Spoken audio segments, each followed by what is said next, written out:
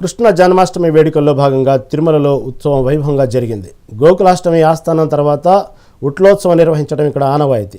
శ్రీ మలయప్ప స్వామి, శ్రీకృష్ణ స్వామి ఉత్సవమూర్తులు తిరువీధుల్లో ఊరేగుతూ పలు ప్రాంతాల్లో ఉట్టోత్సవాలు తిరకలించారు.